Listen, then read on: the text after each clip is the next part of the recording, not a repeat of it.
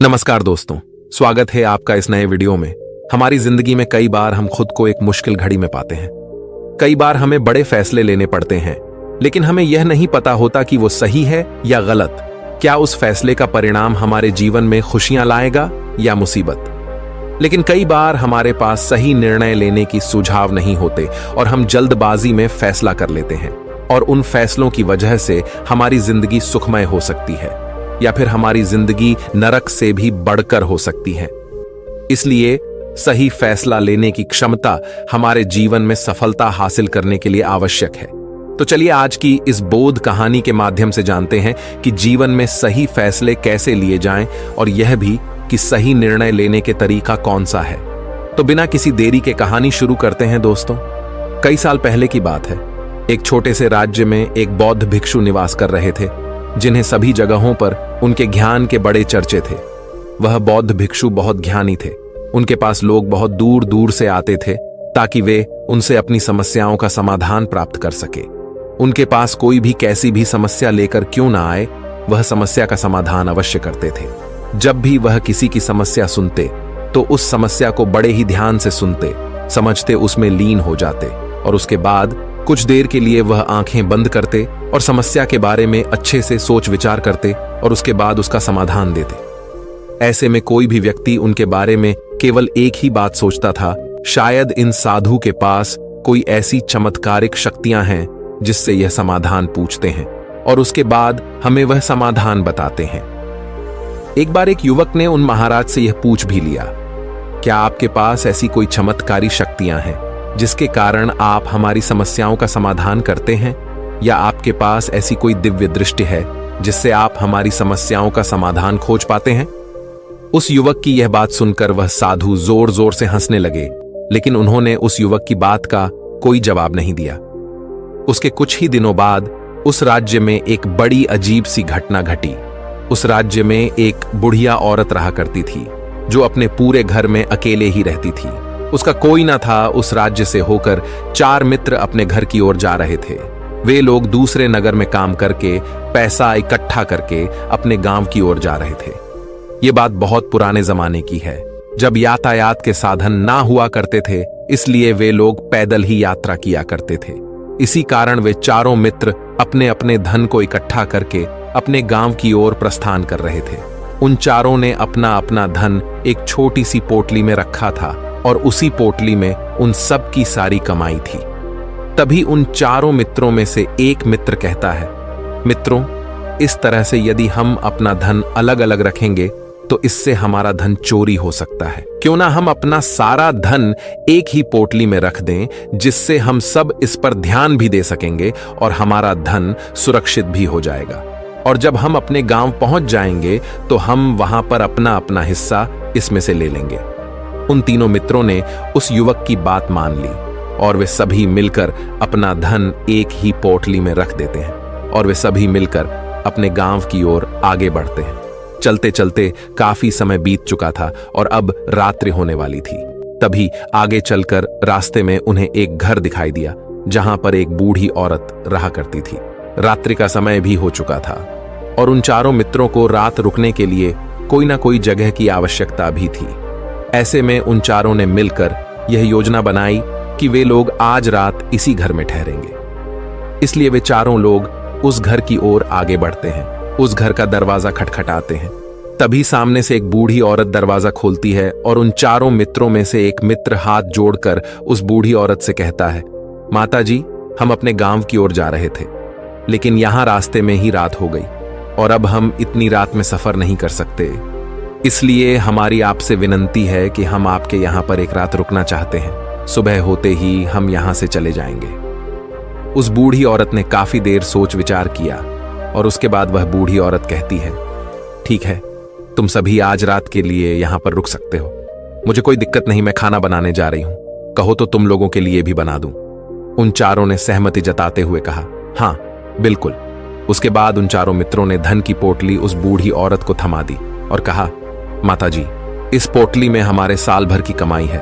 हम चारों ने अब तक का अपना सारा कमाया हुआ धन इसी पोटली में रखा है और अब हम इसे आपको सौंपते हैं, क्योंकि यह हम चारों से ज्यादा आपके पास सुरक्षित होगा।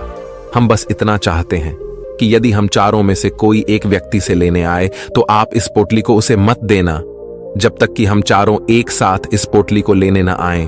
तभी वह बूढ़ी औरत कहती है, ठीक है बेटा, यदि तुम चारों एक साथ आओगे तभी मैं इस पोटली को आपको सौंपेंगे। और वैसे भी आप लोग तो सुबह यहां से चले जाने वाले हैं। मैं आपको सुबह ही यह पोटली थमा दूंगी, वह धन की पोटली। उस बूढ़ी औरत को थमाकर चारों मित्र निश्चिंत हो जाते हैं कि अब उनका धन सुरक्षित है और वे लोग खाना खाकर सो जाते हैं। अगली सुबह जब वह चारों उठते हैं तो सभी लोग अपनी आगे की यात्रा के लिए तैयारियां शुरू कर देते हैं। उन चारों नौजवानों में से एक नौजवान थोड़ा सा बदमाश था। वह अपने उन तीनों मित्रों से कहता है, भाइयों, इस बूढ़ी औरत ने हमारी रात भर खातिरदारी की है, हमें अच्छा भोजन खिलाया, सोने के लिए अच्छी जगह दी, रात भर यहां सर छुपाने के लिए एक अच्छा मकान दिया और हमने अब तक उसके लिए कुछ नहीं किया। वह बूढ़ी औरत अकेले ही खेतों में काम कर रही है। क्या हम सभी यहां से जाने से पहले इस बूढ़ी औरत की मदद नहीं कर सकते? उस बदमाश नौजवान ने मन ही मन यह योजना बना ली थी कि वह किसी तरह से भी उस बुढ़िया से पोटली हासिल करके ही रहेगा। बाकी के तीनों मित्र उसकी बातों में आ जाते हैं और वे सभी मिलकर उस बुढ़िया की मदद करने अर्थात खेतों में काम करने के लिए चल पड़ते हैं। वे सभी मिलकर खेतों का काम कर ही रहे थे कि तभी वह बदमाश नौजवान अपने बाकी तीनों मित्रों से कहता है, मित्र, मुझे जोरों की प्यास लग गई है, मैं जरा उस बूढ़ी औरत से पानी मांगकर लाता हूं।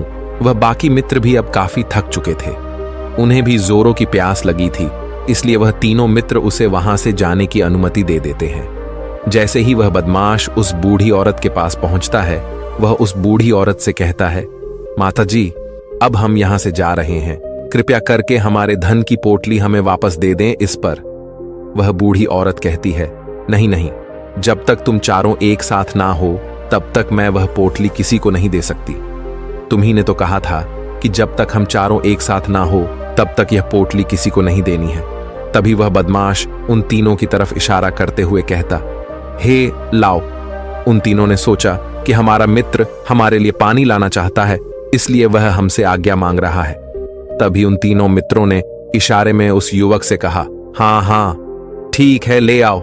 ये देख, उस बुढ़िया को यह लगने लगा कि अब ये चारों यहां से जा रहे हैं और ये अपनी पोटली मांग रहे हैं, इसलिए उस बुढ़िया ने वह कोठलाकर उस बदमाश के हाथों में रख दी और वह बदमाश उस पोटली को लेकर वहां से चला गया और बाकी के तीनों मित्र अपने खेत के काम में व्यस्त हो जाते हैं। कुछ देर के बाद जब वह तीनों खेत का काम करके वापस लौटते हैं और बुढ़िया से कहते हैं, माता जी, हमारा मित्र जो यहां पानी पीने आया था वह कहाँ गया? इस पर वह बुढ़िया कहती हैं, क्या वह पानी पीने आया था? पर वो तो कह रहा था कि हम चारों जा रहे हैं, कृपया करके हमारे धन की पोटली हमें थमा दें। तब तीनों बड़े आश्चर्य होकर उस बुढ़िया से कहते हैं, माता जी, हमने भला कब कहा वह पोटली मांगी थी? हमें तो प्यास लगी थी और हमने पानी के लिए इशारा किया था। तभी बूढ़ी औरत उन तीनों से कहती हैं, परंतु अब तो वह पोटली लेकर जा चुका है। तभी वह तीनों मित्र सर पकड़कर रोने लगते हैं और कहते हैं, माता जी, उसमें हमारा सारा कमाया हुआ धन था जो वह अकेले लेकर भाग चुका है। हमने तो आपको कहा था कि जब तक हम चारों एक साथ न आए तब तक आपको वह पोटली किसी को नहीं देनी है, फिर आपने ऐसा क्यों किया? इसमें आप ही की गलती है। हमने आपको उस पोटली की हिफाजत के लिए रखा था और आपने उसे एक ऐसे आदमी के हाथों में दे दिया जिसने हमारा सारा धन हमसे लूट लिया। हम बर्दाश्त नहीं करेंगे, हम राजा के पास जाएंगे और राजा से आपकी शिकायत करेंगे, न्याय की मांग करेंगे। अब तो इस बात का राजा ही फैसला करेंगे। तीनों नौजवान क्रोधित होकर राज दरबार में पहुंच जाते हैं और अपनी सारी समस्या उन राजा को बता देते हैं। जब वह राजा उन तीनों नौजवानों की बात ध्यानपूर्वक सुनता है तो वह तुरंत ही उस बुढ़िया को राज दरबार में पेश होने का आदेश देता है। राजा के आदेश पर राजा के सैनिक तुरंत ही उस बूढ़ी औरत को राज दरबार में पेश करते हैं और राजा भरी दरबार उस बूढ़ी औरत को दोषी करार कर देता है और कहता है, तुम्हें वह पोटली उस अकेले व्यक्ति को नहीं देनी चाहिए थी। जब उन्होंने तुमसे कहा था कि जब तक वह चारों एक साथ उस पोटली को लेने ना आए तब तक तुम्हें वह धन किसी को नहीं देना चाहिए था। इसमें तुम्हारी गलती है और अब तुम्हें इसका हर्जाना भरना होगा, तुम्हें इनका धन लौटाना होगा। राजा का यह आदेश सुनकर बूढ़ी औरत फूट फूट कर रोने लगती है और राजा से मदद की गुहार लगाती है और कहती है, हे राजन, मैं तो एक बूढ़ी औरत हूं और मेरे पास इतना धन नहीं है और ना ही मेरे घर में कोई ऐसा है जो धन कमाता हो। मेरे पास इतना धन नहीं कि मैं इनका धन लौटा सकूं। मैं तो अकेली हूं, बेसहारा हूं, कृपा करके मुझ पर रहम करे। लेकिन राजा उस बूढ़ी औरत की एक नहीं सुनता। वह बूढ़ी औरत रोते हुए अपने घर की ओर जा रही थी। ये सोच रही थी कि आखिर मैं इतना धन कहां से लाऊं, कि कैसे मैं उन लोगों का यह धन उन्हें लौट आऊंगी। मेरे पास इतना धन नहीं है। मैं क्या करूं, कैसे करूं, कहां से लाऊं इतना धन? यदि मैंने उनका धन नहीं लौटाया तो मुझे राजा मार डालेगा। वैसे भी मेरी ही गलती है। जब उन चारों ने मिलकर मुझसे कहा था कि जब तक हम चारों एक साथ ना आए तब तक वह पोटली किसी को नहीं थमानी है, फिर भी मैंने वह पोटली केवल उस एक व्यक्ति को थमा दी। इसमें गलती तो मेरी ही है। वह रोते रोते ये सारी बातें सोचते हुए अपने घर की ओर जा रही थी। तभी रास्ते में उस बूढ़ी औरत को वहीं संत मिले जो उस नगर में किसी भी समस्या का समाधान बड़ी ही सरलता और सहजता से करते हैं। उन्होंने उस बूढ़ी औरत से कहा, क्या बात है बेटी, क्यों रो रही हो? इस पर वह बूढ़ी औरत उस संत को सब कुछ सच सच बता देती है और कहती है, हे महाराज, इसमें गलती तो मेरी ही है। उन चारों ने तो पहले ही कहा था कि जब तक वे चारों एक साथ ना आए तब तक वह पोटली मुझे किसी को नहीं देनी है। लेकिन मेरी हिम्मत मारी गई थी जो मैंने वह पोटली केवल एक व्यक्ति को थमा दी और वह उनका सारा धन लेकर वहां से भाग गया। लेकिन अब मुझे यह समझ नहीं आ रहा कि मैं वह सारा धन कहां से लाऊं, कैसे जुटाऊं। मेरे पास इतना धन नहीं है और राजा ने तो आदेश भी दे दिया है कि मुझे उनका धन लौटाना ही पड़ेगा।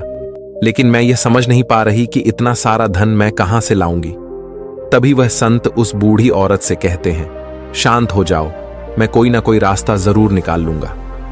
इतना कहकर वह संत वहीं पर बैठ जाते हैं, ध्यान करने लगते हैं। कुछ देर के लिए आंखें बंद कर सोचते हैं, विचार करते हैं। मौन रहकर वह समस्या का समाधान निकालते हैं और उसके बाद वह उस बूढ़ी औरत से कहते हैं, बेटी, राजा ने फैसला किया है, वह बिल्कुल गलत है।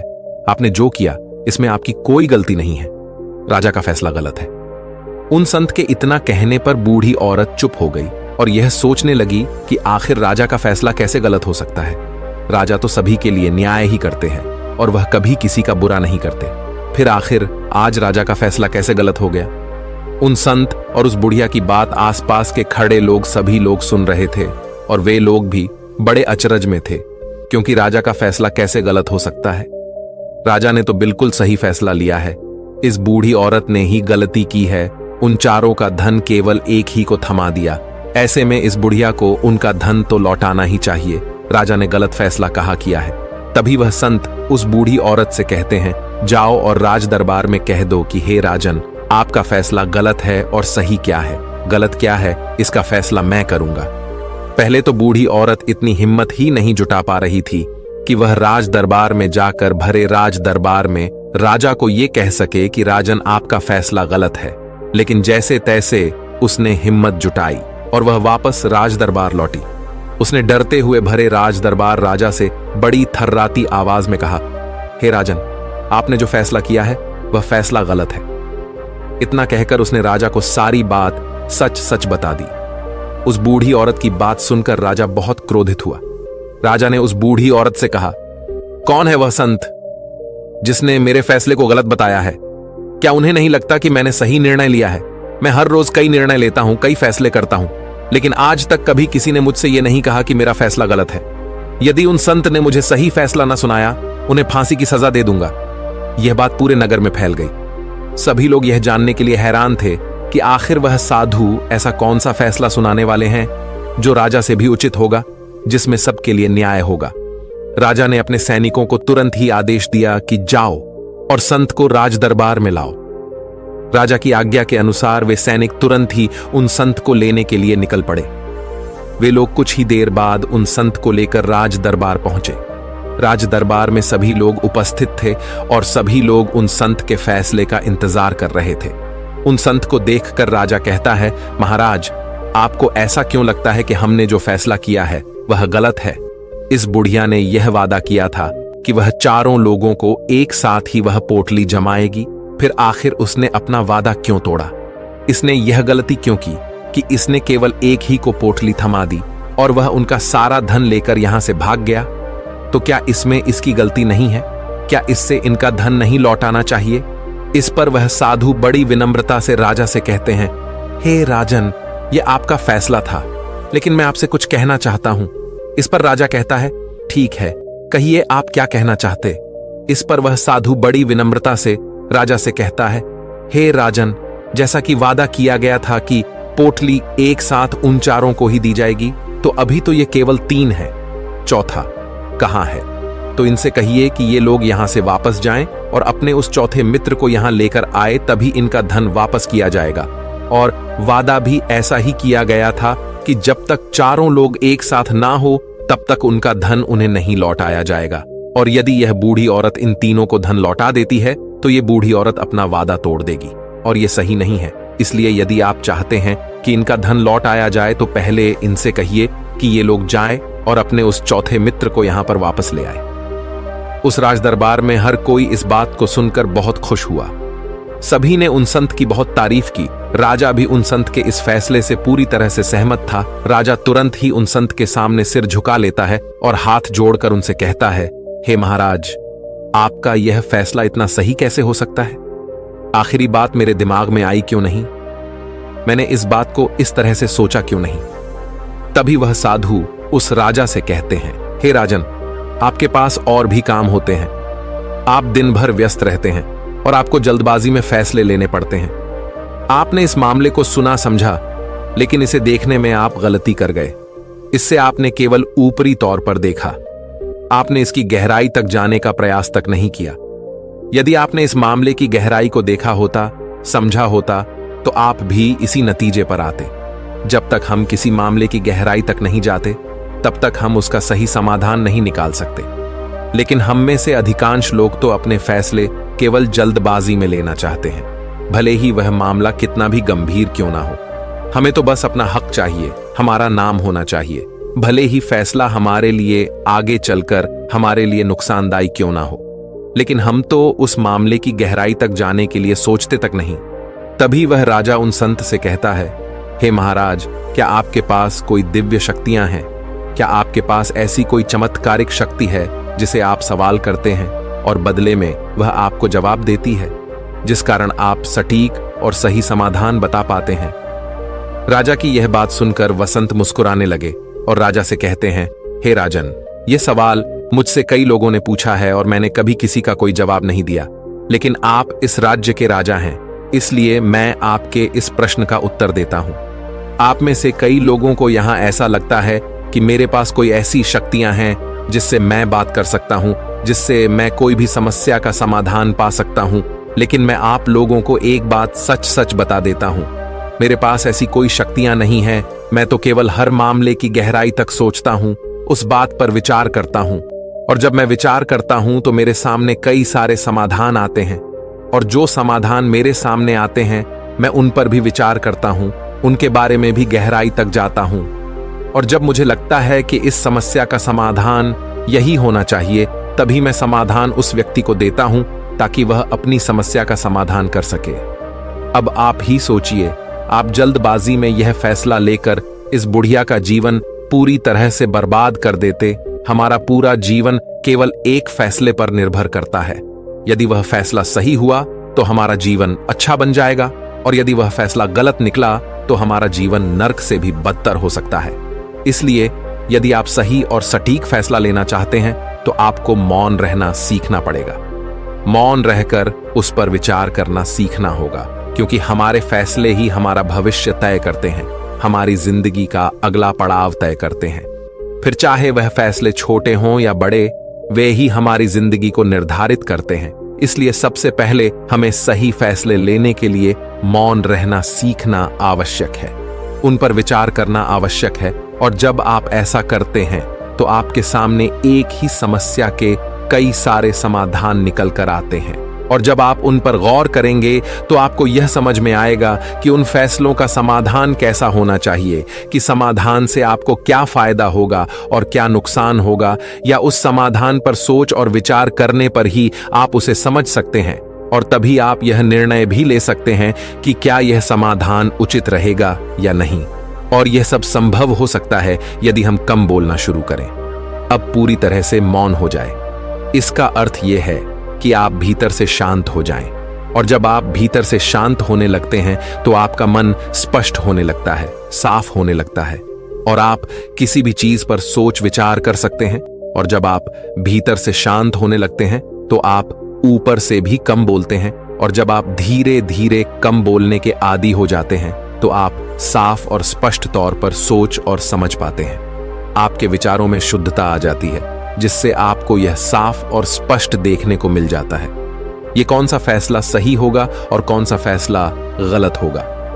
आपको उस परिस्थिति में क्या करना चाहिए और क्या नहीं करना चाहिए। लेकिन हम में से अधिकांश लोग अपने आप को सही साबित करने के लिए, अपने आप को ऊंचा साबित करने के लिए अत्यधिक बोलते हैं, और इतना बोलते हैं कि हर कोई उनकी बातों को गंभीरता से नहीं लेता।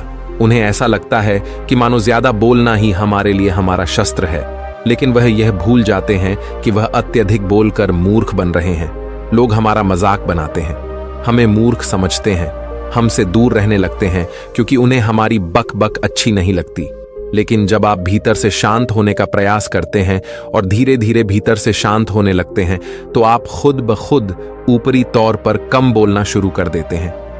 इससे आपके मन में, आपके मस्तिष्क में एक साफ और स्पष्ट विचार उत्पन्न होते हैं और आप अपने आप को साफ स्पष्ट तौर पर समझ पाते हैं, देख पाते हैं आपको कब, क्या, क्यों और कितना बोलना चाहिए, और आपको कब, कैसे, क्यों, किस तरह से कौन सा फैसला लेना सही है या नहीं, यह भी आप अच्छी तरह से समझ और जान पाते हैं।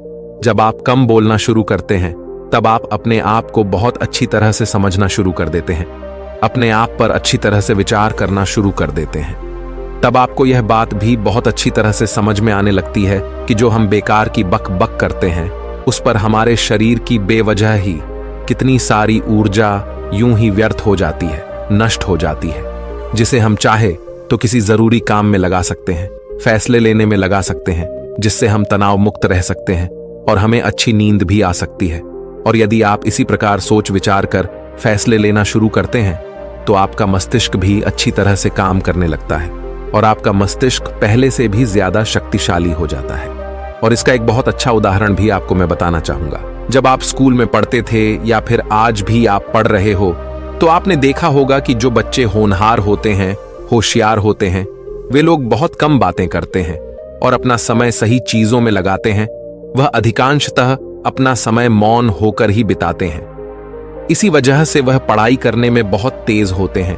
वह जो कुछ भी पढ़ना चाहते हैं वह उसे याद कर ले जाते हैं। लेकिन वहीं पर दूसरी तरफ जो लोग बहुत अधिक बोलते हैं, यदि आप उन्हें पूरे 24 घंटे भी दे दें तो भी वह उस तरह से उन चीजों को याद नहीं रख सकते जिस तरह से वह मौन रखने वाले बच्चे उन बातों को याद कर लेते हैं।